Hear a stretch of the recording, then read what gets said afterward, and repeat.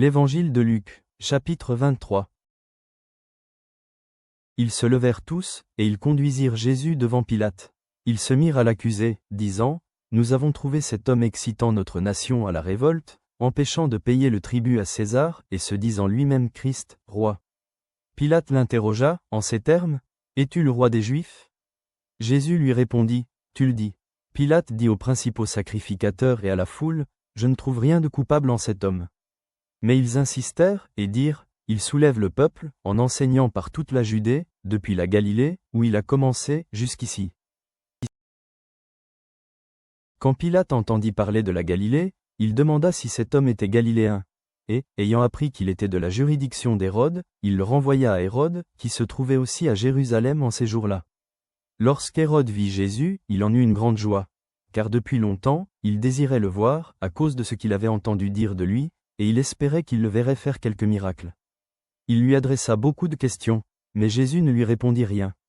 Les principaux sacrificateurs et les scribes étaient là, et l'accusaient avec violence. Hérode, avec ses gardes, le traita avec mépris. Et, après s'être moqué de lui et l'avoir revêtu d'un habit éclatant, il le renvoya à Pilate. Ce jour même, Pilate et Hérode devinrent amis, d'ennemis qu'ils étaient auparavant. Pilate, ayant assemblé les principaux sacrificateurs, les magistrats, et le peuple, leur dit, « Vous m'avez amené cet homme comme excitant le peuple à la révolte. Et voici, je l'ai interrogé devant vous, et je ne l'ai trouvé coupable d'aucune des choses dont vous l'accusez. Hérode non plus, car il nous l'a renvoyé, et voici, cet homme n'a rien fait qui soit digne de mort. Je le relâcherai donc, après l'avoir fait battre de verges. » À chaque fête, il était obligé de leur relâcher un prisonnier. Ils s'écrièrent tous ensemble, « Fais mourir celui-ci, et relâche-nous Barabbas. » Cet homme avait été mis en prison pour une sédition qui avait eu lieu dans la ville, et pour un meurtre. Pilate leur parla de nouveau, dans l'intention de relâcher Jésus. Et ils crièrent, « Crucifie, crucifie-le. » Pilate leur dit pour la troisième fois, « Quel mal a-t-il fait? Je n'ai rien trouvé en lui qui mérite la mort. Je le relâcherai donc, après l'avoir fait battre de verges. » Mais ils insistèrent à grands cris, demandant qu'il fût crucifié. Et leurs cris l'emportèrent, Pilate prononça que ce qu'il demandait serait fait. Il relâcha celui qui avait été mis en prison pour sédition et pour meurtre, et qu'il réclamait, et il livra Jésus à leur volonté. Comme ils l'emmenaient, ils prirent un certain Simon de Cyrène, qui revenait des champs, et ils le chargèrent de la croix, pour qu'il la porte derrière Jésus.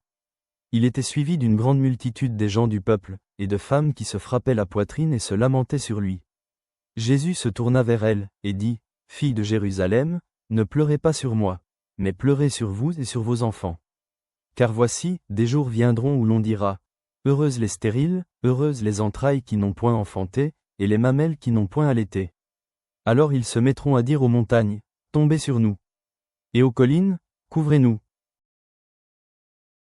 Car, si l'on fait ces choses au bois vert, qu'arrivera-t-il au bois sec?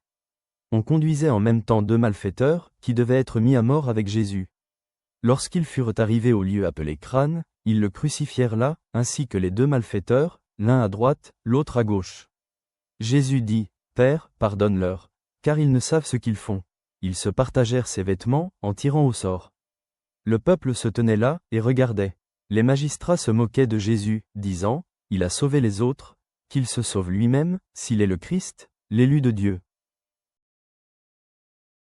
Les soldats aussi se moquaient de lui. S'approchant et lui présentant du vinaigre, ils disaient, « Si tu es le roi des Juifs, sauve-toi toi-même. » Il y avait au-dessus de lui cette inscription, « Celui-ci est le roi des Juifs. » L'un des malfaiteurs crucifiés l'injuriait, disant, « N'es-tu pas le Christ? Sauve-toi toi-même, et sauve-nous. » Mais l'autre le reprenait, et disait, « Ne crains-tu pas Dieu, toi qui subis la même condamnation? Pour nous, c'est justice, car nous recevons ce qu'ont mérité nos crimes. Mais celui-ci n'a rien fait de mal. » Et il dit à Jésus, « Souviens-toi de moi, quand tu viendras dans ton règne. » Jésus lui répondit, « Je te le dis en vérité, aujourd'hui tu seras avec moi dans le paradis. » Il était déjà environ la 6e heure, et il y eut des ténèbres sur toute la terre, jusqu'à la 9e heure.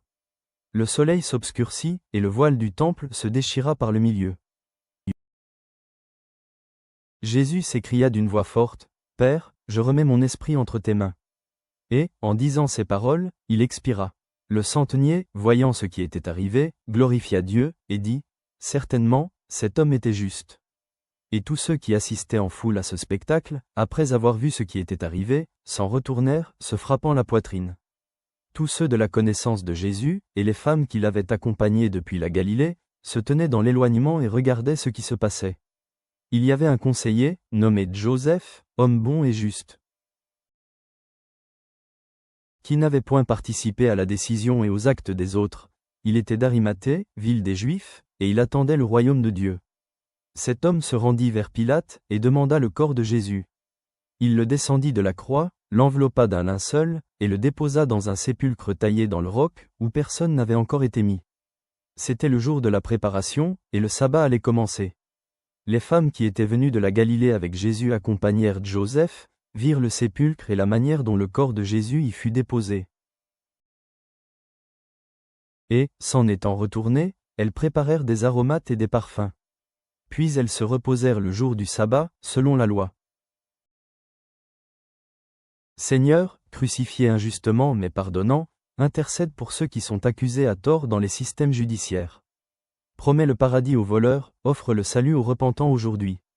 Pleure avec les femmes au pied des croix de la souffrance. Remets les esprits entre tes mains. Que toute gloire te soit rendue, maintenant et toujours. Amen.